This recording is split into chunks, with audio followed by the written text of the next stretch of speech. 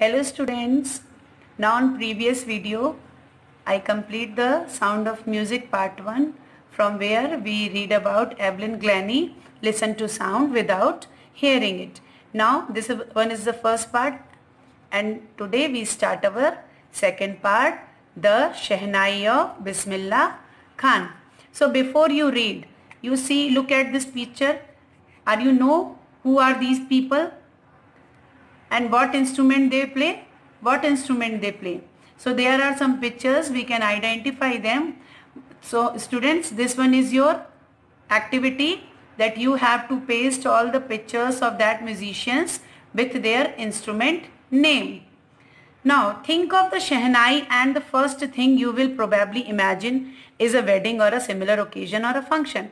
When we think about a Shehnai, so first the one thing which we had in our mind that there is a wedding or such type of function is that.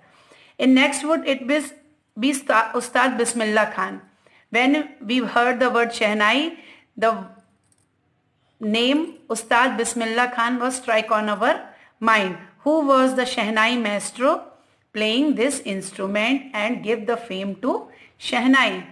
Now from here, in first paragraph, there is said to be that in Emperor Aurangzeb banned the playing of musical instrument called pungi. He banned it because this sound of pungi is very unpleasant sound. Pungi became generic name for reeded noise makers. So he banned it. But in there some time here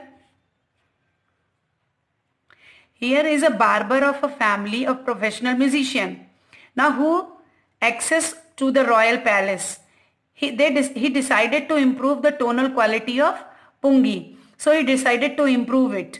So he chose a pipe with holes of their body of the pipe. When he played on it, closing and opening these holes, like that, they will opening and closing those. Now the soft and melodious sound were produced. Now he played the instrument before royalty and everyone get impressed. So the instrument which is different from pungi to be given a new name is there is a story because it was first played in the Shah chambers and was played by a nai, barber. In Hindi we call the barber as a nai. So the instrument was named as Shehnai because first it played in a Shah chambers and played by nai. So how it is the story of how the Shehnai get its name. Now in second paragraph, it tells us about that the sound of Shehnai began to consider auspicious because it is promising to bring good fortune.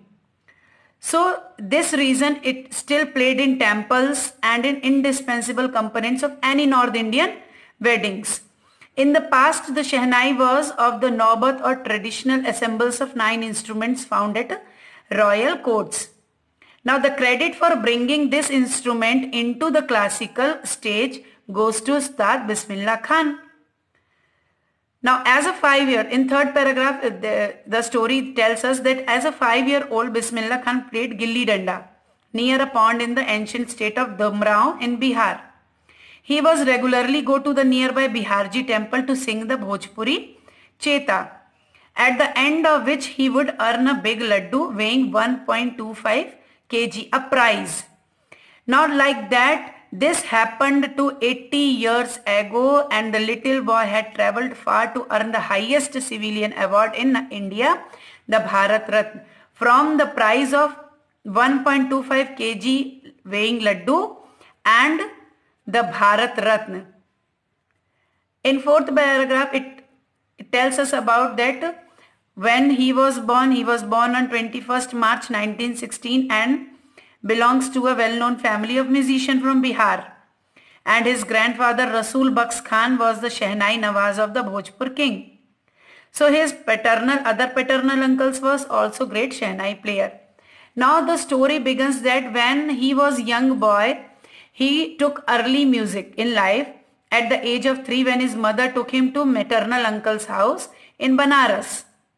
So Bismillah Khan was very fascinated watching his uncles practicing the Shehnai. Soon he started accompanying his uncle Ali Bux to Vishnu temple in Banaras, where Bux was employed to play the Shehnai. So all these things you have to learnt in your previous class, in class 8th, the Shehnai master Bismillah Khan, that he learned the Shehnai from his uncle, and his uncle name is Ali Bux. Now slowly he started getting lessons in playing an instrument, and while practicing throughout the day, for years to come, the temple of Balaji and Mangala Maiya and the bank of river, he became the young apprentice's favorite haunts where he could practice in solitude. And his rags were earlier considered to be the beyond of the range of the Shehnai. So student, you have to read first to fifth paragraph and try to understand the lesson. Thank you.